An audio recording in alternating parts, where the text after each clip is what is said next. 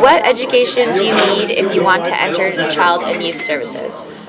Well, I'm a probation officer with the Ministry of Children and Youth Services in the province of Ontario, Youth Justice Branch.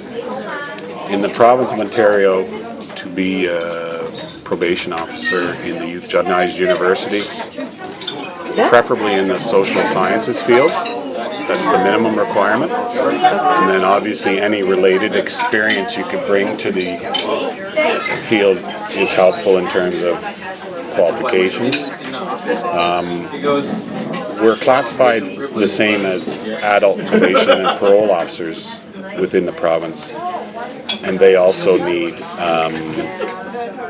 a university degree from a recognized university for that position as well.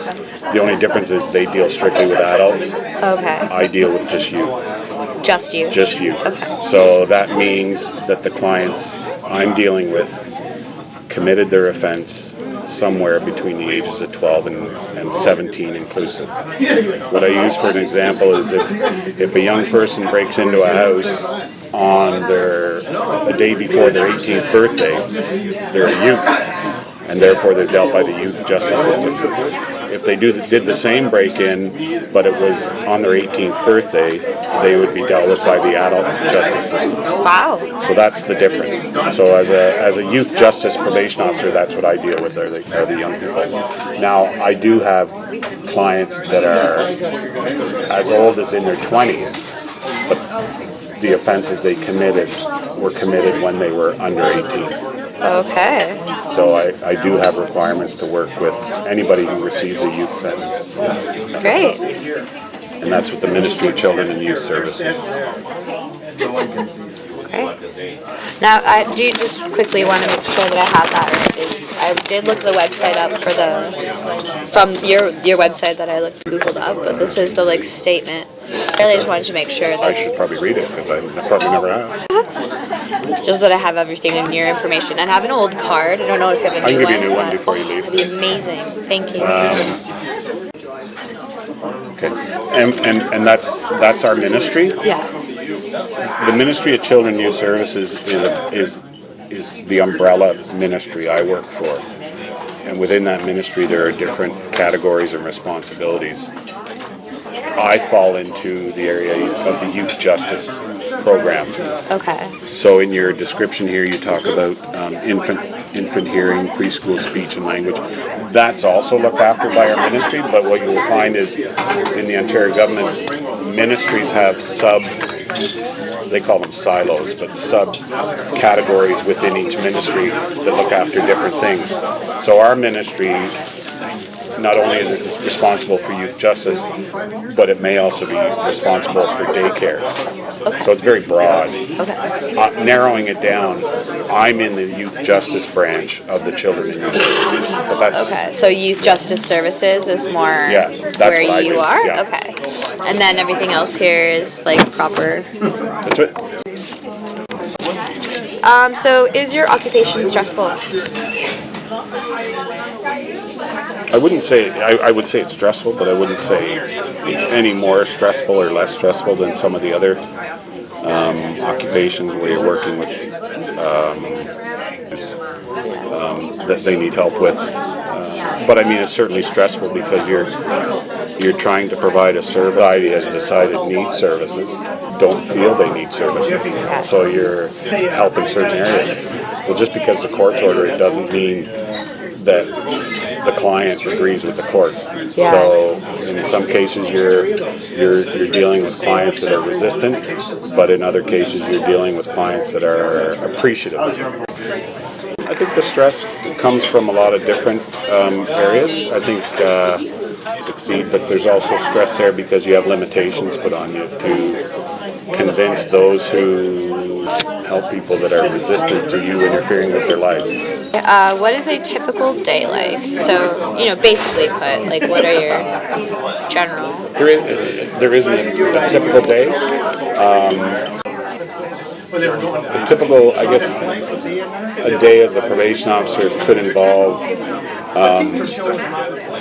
meeting with clients, to assess what their needs are, meeting with clients to determine the risk level, and the risk level and the needs level help to determine how much intervention you're going to have with the client. Yeah. The risk of reoffending. That risk is a very broad term. There's obviously you have to maintain files, and ensure you're doing that within the laws and the guidelines and the policies that we're told to stay within. Might involve meeting with other people in the community who are involved with the clients, whether that be a school, community agencies such as Children's Aid Society or Children's Mental Health. Might involve parents, involvement with the family, any other agencies or people that you can utilize for information, but also utilize to support your clients in trying to change their behaviors. So that like other than programs and agencies and then Police, family members, does that include? Yeah. Okay. Crowns, lawyers. Wow. Yeah, so all of that. So, how much would you say, because I'm sure you have a pretty good idea, especially with the more recent kind of crumbling economy, how much is economy affecting the social service industry? I'm not sure. Yeah, it's hard to say. Yeah, I'm not sure. I mean, that's at a different level than what we work at. I don't see people getting in trouble or having problems that we deal with because of the economy. But what I do see is that because the economy is in terms of helping the clients. Mm-hmm. So is that helpful? Like you'd say it's maybe a good thing? Or not, it's not helpful or unhelpful. What it is... Thank you. Great. Thank you. I think economically what happens is that it's not a negative or positive influence. I think because of economic changes, sometimes we have to do more with less, and that's just the nature of, I mean, if the economy goes bad, not make cuts, but needs to be more aware of what they're spending the money on. So sometimes that can make it a little bit more difficult, but I wouldn't say the economy has a big influence on it. Yeah, so not as big as an influence maybe as in other areas. Yeah. Like I wouldn't say that there are less probation officers around because the economy is bad. Okay. Now the other thing is, I suppose if the economy is bad, there's going to be more people outside of the youth justice system accessing resources, so that may put a bigger strain on resources in the community. So I suppose that could affect it. I don't know. So making like more of a demand, possibly? Demands from other areas because the economy is bad. That increases the demand on the whole, pressures on the whole system. Mm-hmm. But I can't say there are more people committing crimes because the economy is bad. Mm-hmm. And I can't say that, because the economy is bad, my caseload goes up. It's just, I think there's probably more demand on some of the agencies because the economy is not good.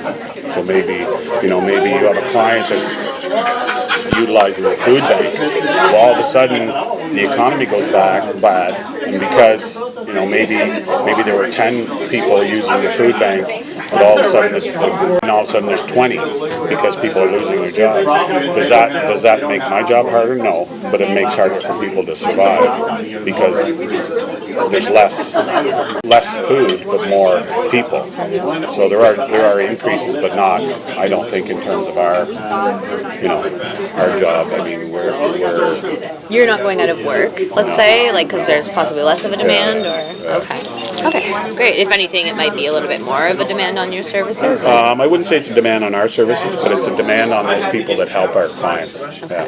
Oh wow. And I don't mean probation officers. I mean like Program? children's aid programs, maybe mental health programs, food banks, social service agencies, things like that. Great. Thank you. So maybe we should just pause and have a bit to eat, just so that we can, because there's only a couple more questions. So thank you. Need and demand, I guess, are two different things. There are a lot of people out there struggling with their own issues. point is there's only so many jobs. Do you understand what I mean? Yeah. Like whether my caseload is this or this, there's only going to be X number of people working in that field. Yes. So, and I think you end up sort of doing almost a triage where you have to deal with the more serious and put off the less serious until later, just because there is a big demand. That's what you're talking about, right? Yeah. The demands put on it by the client, not by other things. I think there's a high demand for people in this career. Is it all in Kingston? No. I mean, there's rightly or wrongly, and I hope rightly, we're relying less on, we're identifying the problem and therefore looking at different ways to deal with it. So whereas 50 years ago, people that we just put in jail, alternatives that are less punitive and more supportive and treated. So that's where the demand is increasing. Really? We're trying to keep them out of the institutions, out of the facilities. I mean, people will tell you that's not true, but it is. So I mean, the demand is higher because of our agenda is different. Our end goal is different. Our process is different. So those people that are offending because of an illness, mental illness, we're trying not to treat them by putting them in jail. We're trying to go, okay, this guy's doing this because he's not on his medication. So let's look at why he's not on his medication. Maybe he doesn't have the money for it. Maybe he doesn't understand. Like we're trying to be more diversified in how we're addressing the need. Good. So I think that's probably the best way. I think. That's a great answer. I feel I can go on that. Thank you. It's being recorded, right? Yeah.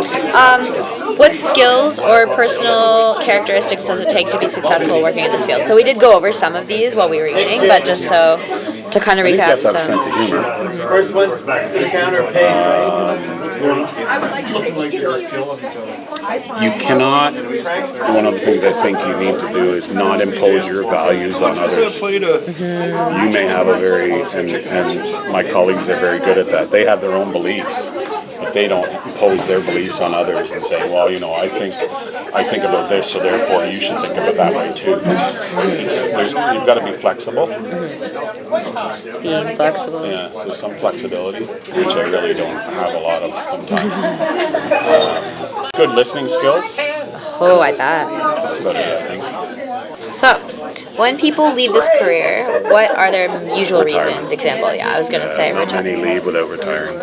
So there isn't like a huge turnover because of anything else, really? Okay.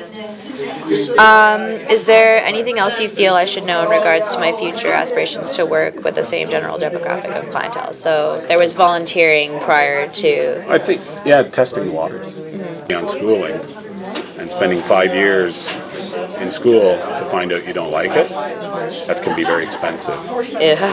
So, I mean, Jenny volunteered when she was doing her undergrad. She volunteered at the Royal Ottawa, the psychiatric ward, for adolescents. Good, she loved it. And Great. That's why she went into the field. So she knew she had an idea, but there were lots of other alternatives. So I think, volunteering and testing the waters is a good way to look at it.